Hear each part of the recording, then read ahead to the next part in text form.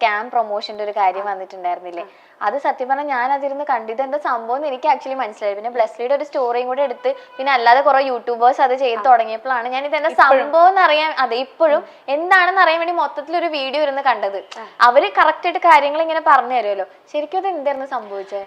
സത്യത്തിൽ എനിക്കിങ്ങനൊരു ഇത് വന്നപ്പം ഇപ്പം എന്തായാലും ഒബ്വിയസ്ലി നമുക്ക് ഫോളോവേഴ്സ് ഉണ്ടാകുമ്പോഴും അല്ലെങ്കിൽ വ്യൂവേഴ്സ് ഉണ്ടാകുമ്പോൾ നമുക്ക് ഇങ്ങനത്തെ വീഡിയോസൊക്കെ ചെയ്യാനൊക്കെ വരുമല്ലോ. അപ്പം എൻ്റെ കാര്യങ്ങളൊക്കെ നോക്കുന്ന ആളുണ്ട്, ഒരു ഏട്ടനുണ്ട്. ആ ഏട്ടനാണ് അത് കഴിഞ്ഞിട്ടേ എൻ്റെ അടുത്ത് വരുള്ളൂ. ആ ഏട്ടനാണ് ബാക്ക്ഗ്രൗണ്ടും എല്ലാം വെരിഫൈ ചെയ്ത് എല്ലാം നോക്കിയിട്ടാണ് പറയാം. അപ്പം ഞാൻ കൂടുതൽ അത് അന്വേഷിക്കാറില്ല. എനിക്കറിയാം വർഷങ്ങളായിട്ട് ചെയ്യുന്നതാണല്ലോ. വർഷങ്ങളായിട്ടല്ല, മാസങ്ങളായിട്ട്. ഓക്കെ. അപ്പം അവരെന്തോ സർട്ടിഫിക്കറ്റും കാര്യങ്ങളൊക്കെ സെൻഡ് ചെയ്ത് കൊടുത്തിട്ടുണ്ട് അങ്ങനെയൊക്കെ. അപ്പം ഞാനത് സത്യത്തിൽ ഞാനിവിടെ ഞാൻ ശരിയാണെന്ന് പറയുന്നില്ല. കാരണം എൻ്റെ 10 തെറ്റുണ്ട്.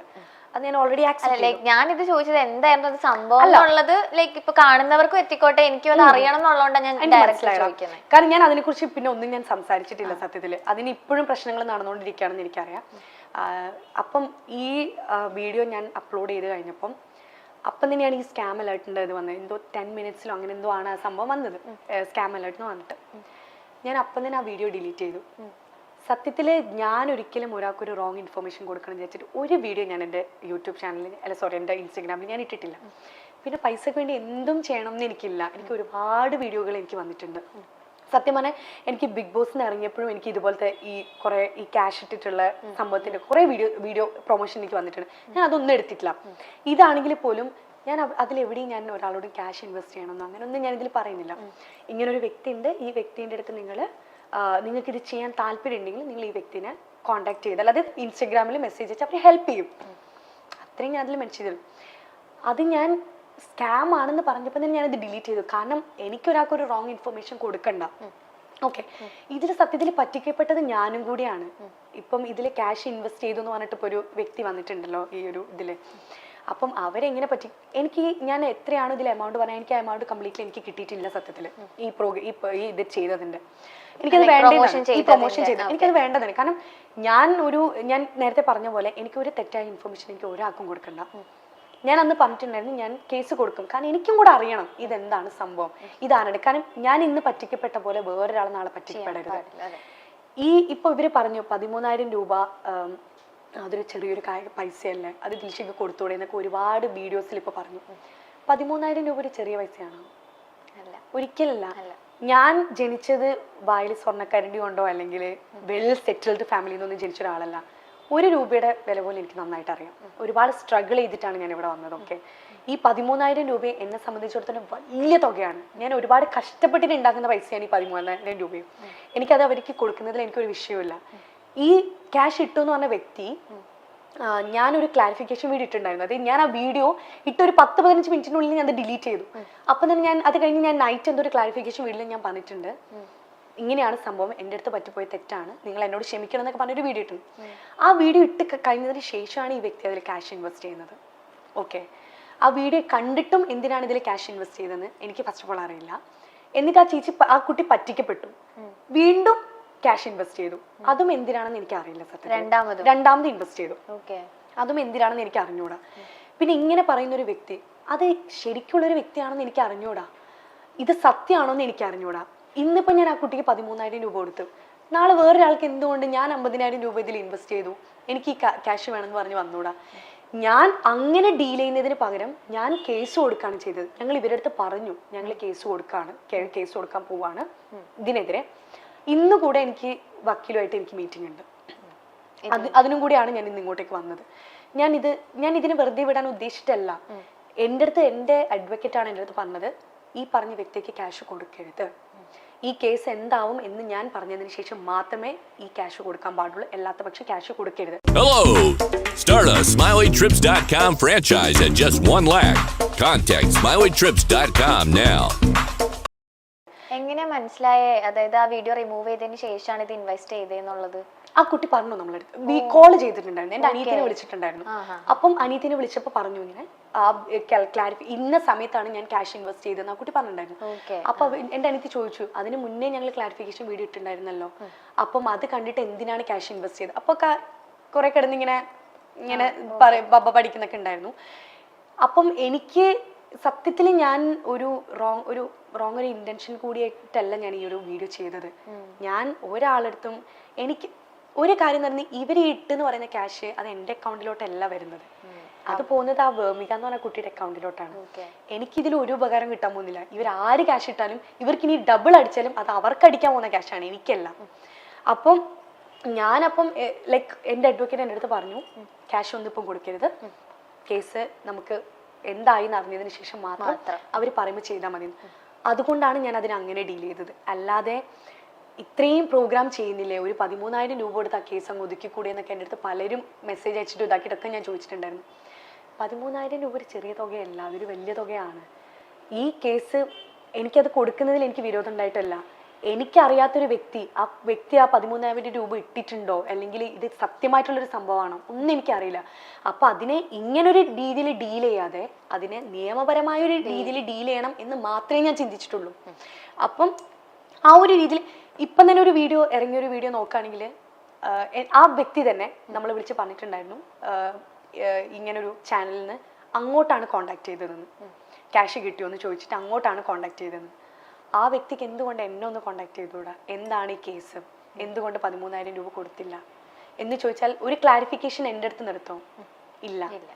അപ്പം എനിക്ക് ഈ വീഡിയോ ഇടുന്ന ആളുകളോട് എനിക്ക് പറയാനുള്ളത്, ഒരുപാട് തമിഴിൽ ഞാൻ തട്ടിപ്പുകാരി എന്നൊക്കെ പറഞ്ഞിട്ട് ഒരാളെ തട്ടിച്ചിട്ടും ഒരു രൂപ പോലും ഞാൻ എടുത്തിട്ടില്ല. ആ വീഡിയോ ചെയ്തതിൻ്റെ കാശ് പോലും എനിക്ക് കിട്ടിയിട്ടില്ല സത്യത്തിൽ. ഓക്കെ, ഞാനത് അപ്പം തന്നെ ഡിലീറ്റ് ചെയ്യും, എനിക്ക് അതിന് 5 പൈസ വേണ്ട താനും. ഞാൻ ഒരുപാട് പ്രൊമോഷൻ വീഡിയോസ് ഞാൻ ചെയ്തിട്ടുണ്ട്, ചിലർക്ക് ഞാൻ ഫ്രീ ആയിട്ടും ചെയ്തു കൊടുത്തിട്ടുണ്ട്. അതെനിക്ക് ക്യാഷിനോടുള്ള ഒരു ആക്രാന്തം കൊണ്ടൊന്നല്ല, ഞാൻ കാരണം ഒരാൾക്കൊരു ഉപകാരം ഉണ്ടാവണമെങ്കിൽ അത് ഉണ്ടാവട്ടെ എന്നേ ഞാൻ ചിന്തിച്ചിട്ടുള്ളൂ. കാരണം ഞാൻ ഒരുപാട് സ്ട്രഗിൾ ചെയ്ത് വന്നൊരു കുട്ടിയാണ്. ഒരാൾ ഒരു ബിഗിനിങ് സ്റ്റേജിൽ ഒരാളുടെ സ്ട്രഗിൾ എന്താണെന്ന് അറിയുന്ന ഒരാളാണ് ഞാൻ. അപ്പം എന്നെ കൊണ്ട് കഴിയുന്ന രീതിയിൽ ഒരാളെ സഹായിക്കാൻ ഞാൻ ശ്രമിച്ചിട്ടുണ്ട്. ആ ഒരു ഇതിൻ്റെ ഒരു ഇതിൽ ഞാൻ ചെയ്തൊരു വീഡിയോ ആണത്. ഒരുപാട് പേര് ക്രിപ്റ്റോന്റെ പേരിൽ വീഡിയോ ചെയ്തിട്ടും ഞാൻ കണ്ടിട്ടുണ്ട്, വലിയ വലിയ ആളുകൾ വരെ ചെയ്തിട്ടുണ്ട്. പക്ഷെ അതിനൊന്നും ഒരു തട്ടിപ്പിന്റെ പേരിൽ ഇതാക്കിയിട്ടൊന്നും ഞാൻ ഇതൊരു കേസ് കൊടുത്തൊന്നും ഇതാക്കിയിട്ടൊന്നും ഞാൻ കണ്ടിട്ടില്ല. ഇതിലും ഒരാളടുത്ത് പോലും ക്യാഷ് ഇടാൻ ഞാൻ എവിടെയും പറയുന്നില്ല. ഞാൻ അതിൽ പറഞ്ഞൊരു തെറ്റുന്നുണ്ട്, 100% ട്രസ്റ്റബിൾ ആണ് ഈ പേജ് എന്ന് ഞാൻ പറഞ്ഞു, എൻ്റെ തെറ്റാണ്. അല്ലെങ്കിൽ ഇത്രയും ഫോളോവേഴ്സ് ഉള്ള ഒരു പേജുള്ള ഒരാളാണ് ഞാൻ. അപ്പം ഞാൻ ഇങ്ങനെ ഒരു വീഡിയോ ചെയ്യുമ്പോൾ ഞാൻ ചിന്തിക്കണമായിരുന്നു, ഞാൻ ഒരുപാട് തവണ ചിന്തിച്ചിട്ടേ ഞാൻ ചെയ്യാൻ പാടുള്ളായിരുന്നു. അത് എൻ്റെ ഭാഗത്ത് നിന്ന് വന്ന തെറ്റ് തന്നെയാണ്. ഞാൻ പറഞ്ഞല്ലോ കുറേ പേര് തട്ടിപ്പുകാരി അങ്ങനെയൊക്കെ പറഞ്ഞിട്ട് കുറേ വീഡിയോസ് ഇട്ടു എന്നൊക്കെ പറഞ്ഞില്ലേ. ഞാൻ ഒരാളുടെ അടുത്ത് നിന്ന് ഒരു ക്യാഷ് പോലും ഞാൻ തട്ടിപ്പറിച്ചെടുത്തിട്ടുമില്ല. എനിക്ക് അങ്ങനെ ഒരു ക്യാഷ് വേണ്ടെന്നാണ്. എനിക്ക് ഞാൻ തന്നെ കഷ്ടപ്പെട്ടുണ്ടാക്കുന്ന ക്യാഷ് മതി, എനിക്കത് തന്നെ ധാരാളം. അപ്പം എനിക്ക് ഈ യൂട്യൂബേഴ്സിനോട് എനിക്ക് പറയാനുള്ള ഒരു കാര്യം എന്താണെന്ന് വെച്ചാൽ, ഒരു വ്യക്തിനെ കുറിച്ചൊരു കാര്യം പറയുമ്പം അതിൽ എത്രമാത്രം സത്യം ഉണ്ടെന്നൊന്ന് അറിഞ്ഞിരിക്കുന്നത് നല്ലതാണ്. കാരണം ഒരുപാട് പേര് അത് ബ്ലൈൻഡായിട്ട് വിശ്വസിക്കുന്ന ആളുകളുണ്ട്. ഈ പറയുന്നത് സത്യമാണെന്ന് വിശ്വസിക്കുന്ന ഒരുപാട് പേരുണ്ട്, എനിക്കറിയാം. കുറെ ഇപ്പം ഇവരിട്ട വീഡിയോയിൽ ഒരുപാട് പേര് വിശ്വസിക്കുന്നുണ്ട് ഞാൻ ഒരുപാട് പേരെ പറ്റിച്ചിട്ടുണ്ടെന്നൊക്കെ. പക്ഷെ ഇവർക്ക് ആർക്കും അറിയില്ല ഇതിൻ്റെ പിന്നിൽ എന്താണ്, ഇതിൻ്റെ സത്യാവസ്ഥ എന്താണെന്നൊന്നും.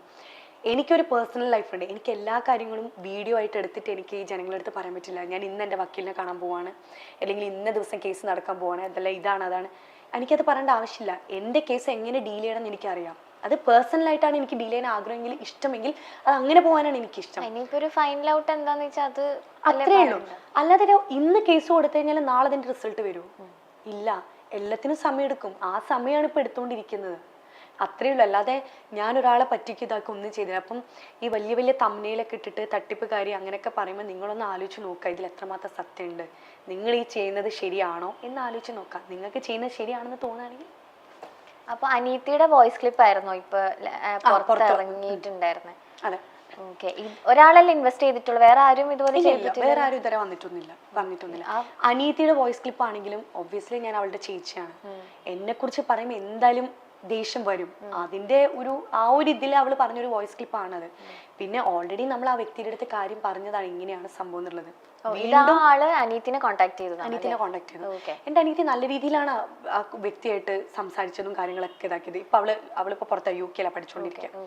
അപ്പം അവിടെയും ഒരുപാട് മെസ്സേജുകൾ അയക്കുക, ഒരുപാട് കോളുകൾ ചെയ്യുക, മെസ്സേജുകൾ ചെയ്യുക, അങ്ങനെയൊക്കെ.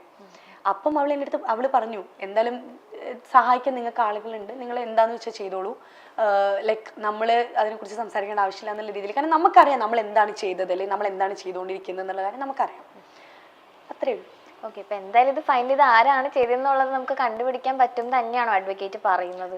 അത് അതിനെക്കുറിച്ച് നമ്മളിപ്പോൾ ലൈക്ക് അതിപ്പോൾ നടന്നുകൊണ്ടിരിക്കുന്നേ ഉള്ളൂ. അതിപ്പോൾ കണ്ടുപിടിക്കാൻ പറ്റുമോ പറ്റില്ല എന്നുള്ളത് നമുക്ക് സത്യത്തിൽ അറിഞ്ഞൂടാം. കാരണം ഇത് ഇപ്പം എന്താ പറയാ, ഇങ്ങനെ ഒരുപാട് തട്ടിപ്പുകൾ ഇപ്പം നടക്കുന്നുണ്ട് സത്യത്തില്. ട്രോളൊക്കെ ഇരുന്ന് കാണാറുണ്ടായിരുന്നോ? ട്രോളോ? ട്രോളൊന്നും കാണുന്നില്ല എനിക്ക്. ദിൽഷ പക്ഷെ ഇപ്പൊ എന്ത് ചെയ്താലും ട്രോളാ, അതുകൊണ്ട് എനിക്ക് പ്രശ്നമില്ല. ട്രോള് മാത്രമല്ലല്ലോ വീഡിയോകളും. ബിഗ് ബോസ് മലയാളം 4ാം സീസൺ വിജയിയായിട്ടാണ് നമുക്ക് എല്ലാവർക്കും ദിൽഷയെ അറിയാവുന്നത്. ബിഗ് ബോസിന്റെ ഇത്രയും നാളത്തെ സീസണുകളിലെ ആദ്യ വനിതാ വിജയിയാണ് ദിൽഷ. ഒരു ഇന്ത്യൻ നടിയും നർത്തകിയും ബിഗ് ബോസ് റിയാലിറ്റി ഷോയുടെ ടൈറ്റിൽ ഹോൾഡറുമാണ്. ദിൽഷയെ മാത്രമാണ് ഇതുവരെ ഒരു വനിതാ കണ്ടസ്റ്റന്റ് ആയിട്ട് ജയിച്ചു വന്നിട്ടുള്ളത്. 2014 dance reality പ്രോഗ്രാമായ ഡിഫോ dance season 1 Dilsha മത്സരിച്ചത്. അതിൽ 5ാം സ്ഥാനത്ത് എത്തുകയും ചെയ്തു. പിന്നീട് കാണാ കൺമണി എന്ന സീരിയലിൽ അഭിനയിച്ചു. 2016 ഏഷ്യാനെറ്റ് ടെലിവിഷൻ അവാർഡിൽ മികച്ച അഭിനയത്തിനുള്ള അവാർഡ് വരെ ദിൽഷയ്ക്ക് ലഭിച്ചിട്ടുണ്ട്. ബിഗ് ബോസിൽ എത്തിയതോടെയാണ് ദിൽഷയെ പറ്റി കൂടുതൽ പേർ അറിയാനും സംസാരിക്കാനും ഒക്കെ തുടങ്ങിയത്. ഡോക്ടർ റോബിനുമായുള്ള അടുപ്പവും പിന്നീട് റോബിനെ ദിൽഷ പറ്റിച്ചു എന്ന തരത്തിലുള്ള ചില കാര്യങ്ങളും, റോബിന്റെ വോട്ട് കൂടി കിട്ടിയിട്ടാണ് ദിൽഷ ബിഗ് ബോസ് ജയിച്ചത് തുടങ്ങിയ പല കാര്യങ്ങളും നമ്മൾ ഇതിനടുത്ത് കേട്ടു. ഇപ്പോൾ റോബിന്റെ വിവാഹവുമായിരിക്കുകയാണ്. ബിഗ് ബോസിലുള്ള പല താരങ്ങളുമായിട്ടും പല മത്സരാർത്ഥികളുമായിട്ടും ദിൽഷ ഇപ്പോഴും വളരെ വലിയ സൗഹൃദം കാത്തു സൂക്ഷിക്കുന്നുണ്ട്. ദിൽഷയുടെ ഇന്റർവ്യൂസ് കാണുമ്പോൾ നമുക്ക് മനസ്സിലാകും റിയാസുമായിട്ടാണ് ദിൽഷയ്ക്ക് ഏറ്റവും നല്ല ഫ്രണ്ട്ഷിപ്പ് ഉള്ളത്. ഇപ്പോൾ റിയാസിനോട് തന്റെ വിവാഹമായി എന്ന് പറയുന്ന ദിൽഷയുടെ ഒരു ഇന്റർവ്യൂ ഭാഗമാണ് വൈറലായി മാറുന്നത്.